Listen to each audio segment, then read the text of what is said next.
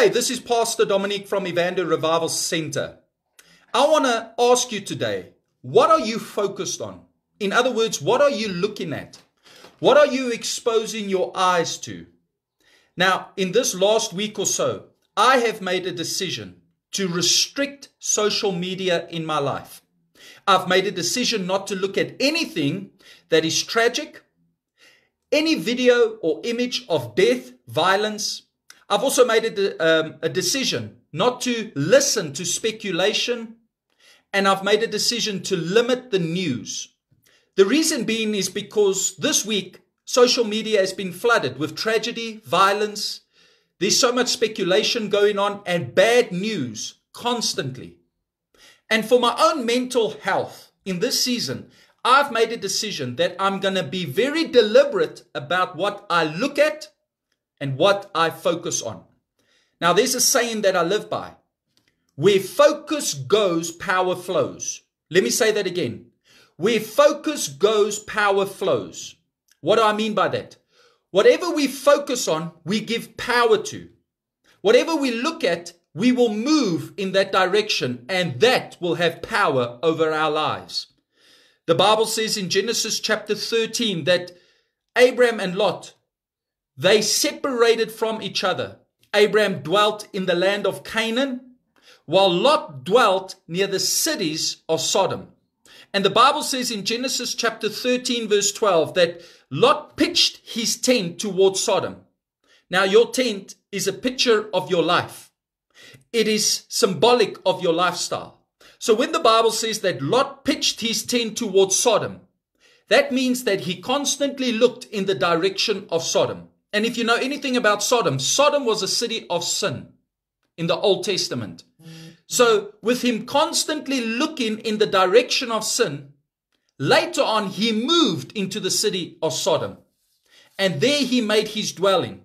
And it came at a great price. He had to face great consequences as a result.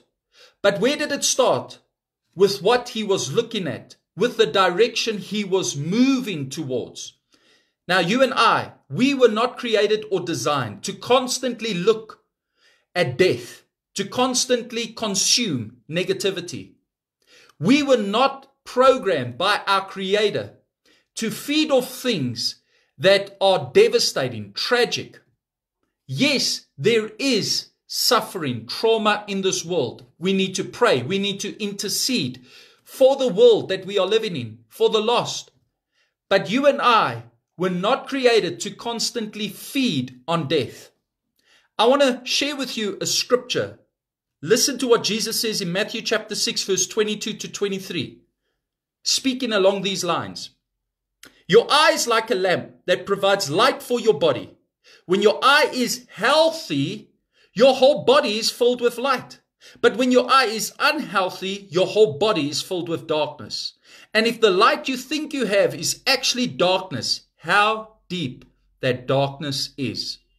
In other words, Jesus says a healthy eye leads to a body, a life filled with light. But an unhealthy eye leads to a body, a life filled with darkness. That's why you can get around some people and it's as if there's a dark cloud over them.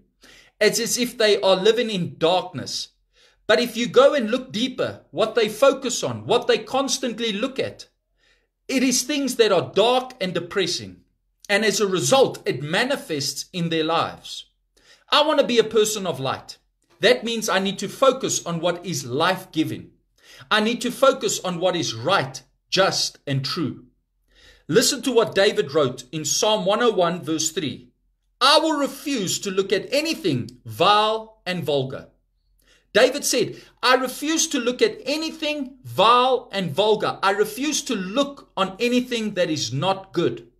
He later writes in Psalm 119 verse 37, David now, turn my eyes from worthless things and give me life through your word. In other words, what David said is, I don't want to look at things that are worthless. I want to focus on what has worth, and that's the word of God. In this last week, I've had to make a decision to not just not look at bad things, but to focus on that which is good. to focus on that which is just and true and holy, the Word of God, listening to good, faithful teachings, reading God's Word. You know, Jesus spoke in Luke chapter 21, verse 26 about the last days. And he says in one translation that men's hearts will fail them because of what they see taking place in the last days. Think about that. Jesus himself said what we look at will have an effect on our physical well-being. Now, if you want to live a life filled with light, if you want to have a life that is productive, good, and blessed, you've got to watch what you look at. Undisciplined focus leads to an undisciplined life. We see this in the life of Samson. In Judges chapter 16, verse 1, the Bible says that he went to Gaza and he saw a prostitute and he spent the night with her. Here was a man that was called and chosen by God. He was gifted. He was talented. He was anointed. There was so much potential in Samson. But because he did not discipline his eyes, it eventually led to his downfall. Think about this. He triumphed over the Philistine army, killed 1,000 men at one stage. But just with his eyes, he fell as a result. Your eyes are so powerful. It can increase faith or it can increase fear. What you and I look at, we've got to be disciplined. We've got to make a decision that we are only going to focus in the direction we want our lives to go. I want to share with you a story. It's called The Mountain Climber's Focus. And this story really had an impact on me this morning when I read it. Listen to this. There was once a young climber determined to scale a high mountain. At the base he met an old guide who warned him. On this path there are dangerous cliffs. Many climbers fall off because they keep looking down. If you want to reach the top, keep your eyes on the summit, not the drop. The young climber began the journey. At first he was excited, but soon the narrow ledges frightened him.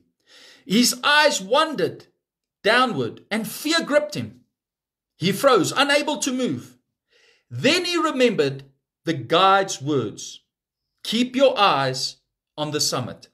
Slowly he lifted his gaze upward. Instead of seeing the deadly fall, he saw the shining peak above him. With renewed courage, he pressed on, step by step, until he reached the top. At the summit, the old guide smiled and said, "You see, where you set your eyes determine where your feet will go." And I've come to tell you, where you and I set our eyes, that's where our feet will go. I want to conclude with Proverbs chapter 4, verse 25 to 27, and listen to what the New Living Translation says. Look straight ahead and fix your eyes on what lies before you. Mark out a straight path for your feet. Stay on the safe path. Don't get sidetracked. Keep your feet from following evil. You and I have all got a goal, a destination in life. We've got a purpose, a calling to fulfill. There's something that God has has for you in store in this life. God has got a plan and a destiny for you. And nothing will fulfill you or satisfy you more than doing what God created you to do. But it starts with having your focus on the right things. And as you focus on the right things, you will move in the right direction. According to Proverbs chapter 4, verse 25 to 27, what we look at is going to determine our direction. Child of God, be careful what you look at. Remember, your vision will dictate your destiny. I want to leave you with that thought today. And I want to remind you of those words. Where you set your eyes determine where your feet will go. May God richly bless you and may you have a wonderful and prosperous day. This is Pastor Dominic signing out.